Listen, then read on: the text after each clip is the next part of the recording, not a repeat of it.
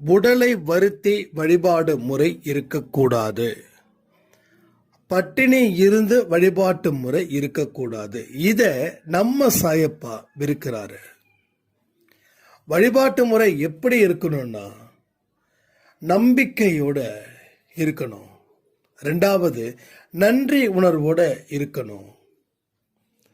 தான் செய்யக்கூடிய அத்தனை விஷயத்திலையும் கடவுளோட துணை இல்லாமல் என்னால் இருக்க முடியாது அப்படின்னு உள்ளுணர்வு வரைக்கும் அது போய் சேரணும்.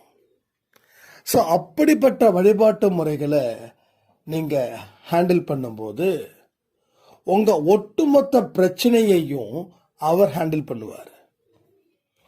இல்லைன்னா உங்களோட ஒவ்வொரு ப்ராப்ளமும் நீங்கள் தான் ஹேண்டில் பண்ணணும்.